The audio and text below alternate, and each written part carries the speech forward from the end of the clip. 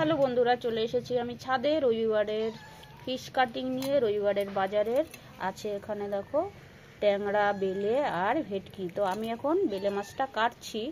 তো একটুখানি প্রবলেম হয়ে যাচ্ছে, কি বৃষ্টি হচ্ছে, শেডের তলায় বসেছি। আমি সাধারণত এখানে বসে কাটি না, কলের ওখানে বসেই কাটি। তো যেহেতু বৃষ্টি পড়ছে তো এইখানে বসেই কাটতে হচ্ছে। আমার খাটুনি আরও বেড়ে গেল। এই জায়গাটাকে আমাকে পরিষ্কার করতে হবে। আর এই বেলে মাছটা দেখো, আমি কিন্তু আনতে বলিনি, কিন্তু নিয়ে এসেছে। এটা আমার ভীষণ পছন্দের মাছ, তো আজকে পেয়ে গেছে ওই জন্য নিয়ে এসেছে। এটা কিন্তু একান্তই আমার নিজের। তো আমি এটা যখন রেসিপি করব তোমাদের সঙ্গে চেষ্টা করব শেয়ার করার। সাদামাটা রেসিপিই করব। আমি বেশিরভাগ সময় কলা পাতাই ভাজা খাই, কিন্তু এটা চিন্তা করেছি আমি ধনে পাতা দিয়ে করব। তো একটু ছাই হলে ভালো হতো, তো এখন উঠতে ইচ্ছে করছে না। আমার দেখো কাঠের উনানও রয়েছে। কাঠের উনান এখন বৃষ্টির জন্য ঢাকা দেওয়া রয়েছে। আর কাঠে আমি রান্না করতে ভীষণ পছন্দ করি, কিন্তু এখন এই বৃষ্টির কারণে আপাতত বন্ধ আছে। তো বৃষ্টি এখন কাটছি আমি ট্যাংরা মাছ। আর ট্যাংরা মাছটা কাটতে প্রচুর হ্যাপা পোয়াতে হয়। আঁশ তো নেই, কিন্তু লোদ আছে। আঁশের থেকেও বড় ঝামেলা, ধরে কাটাটা খুব টাফ। তো আমার ছাই বের করতে আর ইচ্ছা করছে না। তো এই মাছটা হচ্ছে আমার বরের ভীষণ পছন্দ।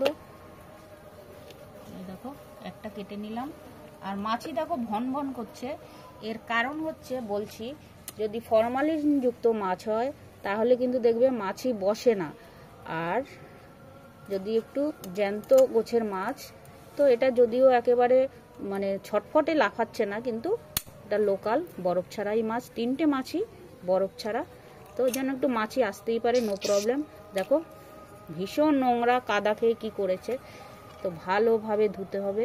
একটু আমি ঘষে ঘষে গায়ের লোদটাও ছাড়িয়ে নিই। চলো, বেশি না, 6টা ট্যাংরা কাটতে নিশ্চয়ই 6 ঘন্টা লাগবে না। তো কেটে ফিরে আসছি ট্যাংরা মাছটা, পরে ভেটকিটা কাটছি। তো দেখো ট্যাংরা কাটা হয়ে গেছে, আমি এখন ভেটকিটা ধরেছি। তো আগে আঁশটা ছাড়িয়ে নিই।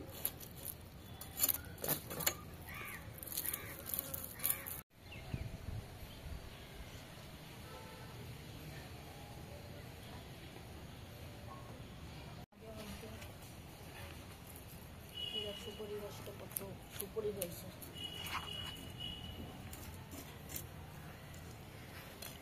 আঁশ ছাড়ানো হয়ে গেছে, কিন্তু একটা ব্যাপার হচ্ছে ভেটকি মাছের কাটা প্রচণ্ড শক্ত হয়।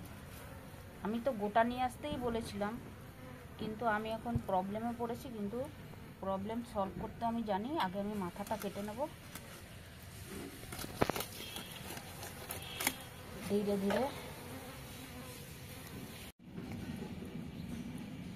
ভেটকি মাছে দেখো গোটা একটা মাছ খেয়ে নিয়েছে, দেখা যাচ্ছে গোটা মাছ একটা।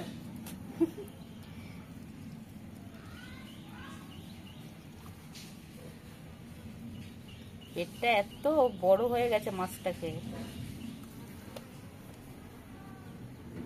পুরো হাত ঢুকে যাচ্ছে।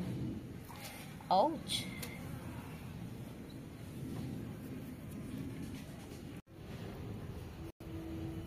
আমার কাটার সুবিধার্থে দেখো পেটের এখান থেকে বার করে নিয়েছি।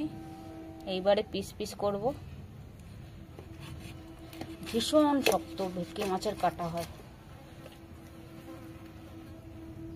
কাটাটা নিচে গিয়ে আমি দায়ের সাহায্যে বটিতে পিটিয়ে কাটতে হবে। এখানে আমার দ্বারা সম্ভব হচ্ছে না, তো কাটা শুদ্ধই কেটে নিয়ে যাচ্ছি। দেখো এবার মাথাটা কাটবো। ভীষণ ভীষণ শক্ত।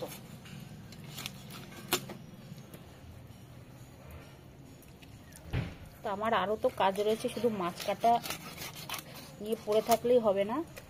আমি এবার কেটে নিয়ে নিচে চলে যাব। এখানে আর ধোবো না, এখানটা একটু এই জায়গাটা ধুয়ে মুছে নিচে নিয়ে গিয়ে মাছগুলো ছিঙ্কে ধোবো।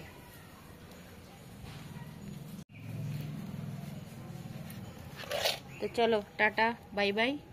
দেখা হচ্ছে আবার রান্নার সময়, কোনো রান্নার ভিডিও নিয়ে।